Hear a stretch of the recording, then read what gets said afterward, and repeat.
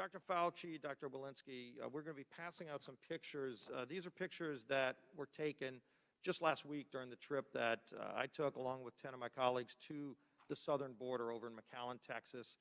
Some from the border in McAllen at a temporary processing center, some at the Donna detention facility, where you can see in some of these cells they're holding people. I'll let you take a look at those, but while you're reviewing those pictures, I'd like to read the CDC guidance that y'all have issued on Mexico.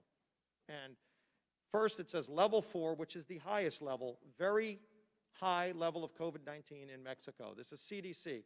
1, travelers should avoid all travel to Mexico. That's CDC guidelines. Because of the current situation in Mexico, even fully vaccinated travelers may be at risk for getting and spreading COVID-19 variants and should avoid all travel to Mexico. This is CDC. You go on to say some other things. Then we talk about traveling back into the United States. This is only if you're an American citizen. All air passengers coming to the United States, including U.S. citizens and fully vaccinated people, are required to have COVID-19 test results no more than 3 days before travel or documentation of recovery from COVID-19 in the past 3 months before they board a flight to the United States. That's a CDC guidance document.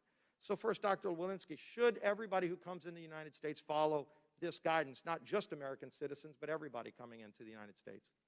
The CDC guidance by air is guidance not just coming from Mexico, it's air travel from all over the country. So Guatemala, for example, should follow this guidance. It's all over the globe, Europe, everywhere. El Salvador should follow this guidance? All over the globe if you travel by air. I appreciate you answering that, because we'll get to that in a minute, because on my flight back from McAllen back home to New Orleans, about half of the plane were some of the people that are in these pictures who were getting on these flights not being tested for COVID in violation of your guidance. So let me ask you, and this is, by the way, Secretary Mayorkas just recently testified that he admitted that apprehended migrants were released before getting a COVID test, who came from Mexico, from El Salvador, and getting on an airplane. Is that in violation of CDC guidance?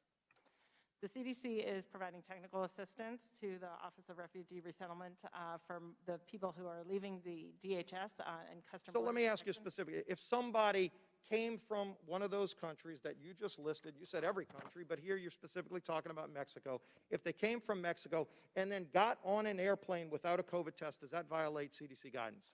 This is guidance. It's not law, but those are the recommendations. Okay, so no, it doesn't say recommendation. This says all are required. That's not a recommendation, Dr. Walensky. That's a requirement by the federal government for American citizens. Is there an exemption for people who come here illegally to this guidance?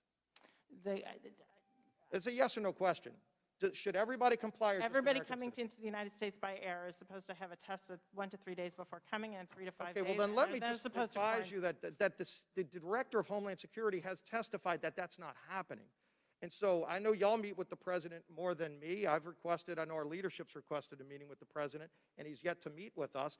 You will meet with him before I do. Can you let him know that he's violating your own CDC guidance in how he's running their southern border right now? Because look at these pictures. Dr. Fauci, does this look like social distancing to you that you require when you talk about 6 feet? No. So in these cells, as you just said, they're violating the very guidance that you tell Americans to follow. A restaurant in the United States would be shut down today if they were being run like this, yet the federal government, the Biden administration, is running this facility. You can see all of these young children who are next to each other 6 inches apart, many without masks, by the way. Does that follow your guidance that you've issued? No.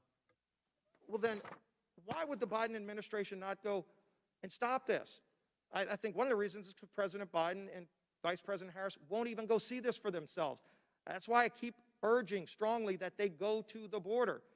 I'd love for y'all to go to the border to see this so you can at least give recommendations. They're violating every guidance that Americans are required to follow. Again, you look at the CDC guidance on Mexico, it's off the charts saying how dangerous it is. If you're an American citizen, with the vaccination, you have to, not should, have to get a COVID test saying you're negative to come back home to America. Yet if you're coming here illegally, the Homeland Security Secretary admitted in a hearing just the other day that they're not testing people who come here illegally.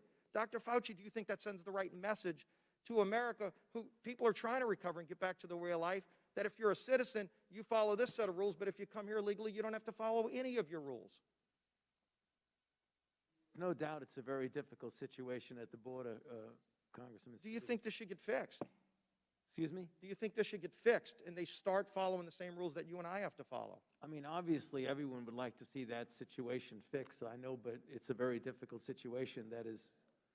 Americans want to get back to their life, but they don't want two sets of rules either, and that's what's happening right now at our southern border. Mr. Chairman, I yield back.